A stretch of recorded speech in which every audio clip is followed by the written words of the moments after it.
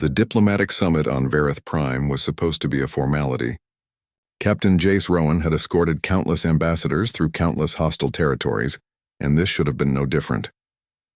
The Varath were a proud species, tall, elegant, with chitinous armor that shimmered like oil on water. Their queen, Matriarch Velnus, had finally agreed to consider humanity's petition for a trade alliance. Jace stood at attention in the grand hall, his rifle mag-locked to his back, watching the proceedings with practiced vigilance. The Varath nobles whispered among themselves in their clicking language, eyeing the humans with barely concealed disdain. To them, humanity was young, reckless, unproven. Then the screaming started. It came from the royal gardens, a sound that cut through the diplomatic murmurs like a plasma blade. Jace's instincts kicked in before his brain caught up. He was moving before the Varath guards even processed the noise, sprinting through the crystalline archways toward the source of the commotion. What he found stopped him cold. In the center of the garden, surrounded by a hunting pack of razor-backed predators native to Vareth, was the most magnificent creature Jace had ever seen. It stood nearly 3 meters tall, its fur a deep obsidian shot through with bioluminescent stripes that pulsed with each labored breath. 6 powerful legs, each ending in retractable claws the size of combat knives, a face that was both feline and alien, with 4 amber eyes that burned with intelligence and pain. Saurian. He'd heard the name whispered with reverence by the Vareth servants. The queen's guardian beast raised from a cub, bonded to the royal bloodline for 3 generations. And it was dying. The Razorbacks had cornered it against the garden's energy barrier. Sauron's left flank was torn open, dark blood pooling beneath its massive frame. One of its front legs hung useless. The predators circled, sensing weakness, ready for the kill. The Vareth guards finally arrived, but they held back, weapons raised but not firing. Jace understood immediately. If they fired into that frenzy, they'd hit Sauron as easily as the Razorbacks. The queen's beast would die either way.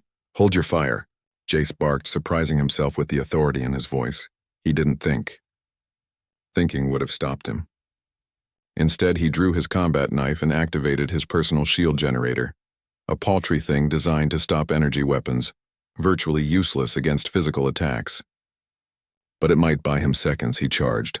The first Razorback turned too late. Jace's knife found the soft spot beneath its armored skull, and the creature went down thrashing. The pack's attention shifted instantly. 3 of them broke away from Sauron and came at him with terrifying speed.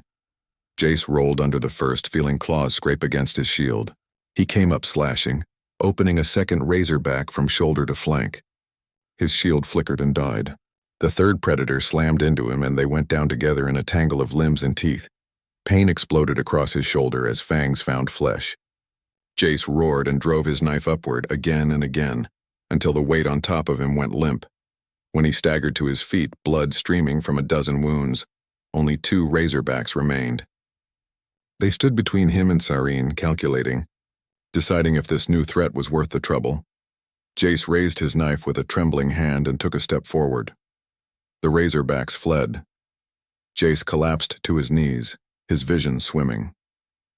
Through the haze, he saw Saharan dragging itself toward him, leaving a trail of dark blood across the pearl-white garden stones.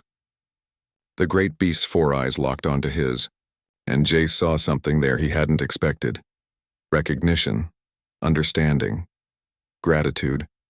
Sauron's massive head lowered until it rested against Jace's chest.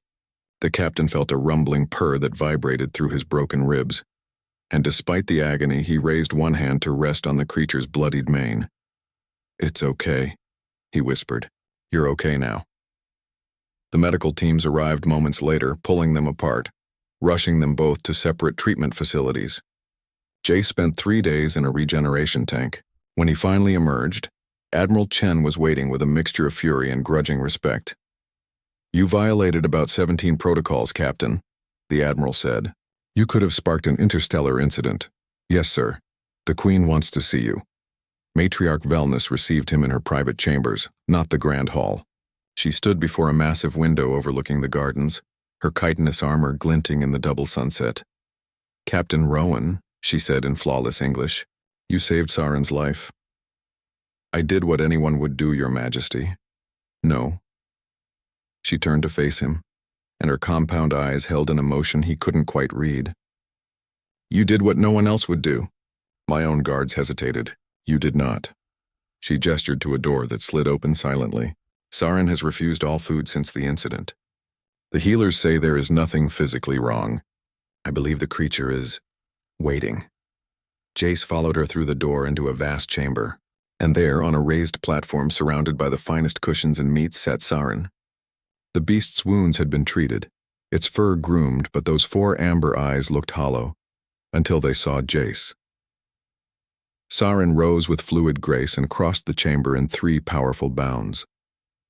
Before Jace could react, the massive creature had circled him once, then pressed its flank against his side with surprising gentleness.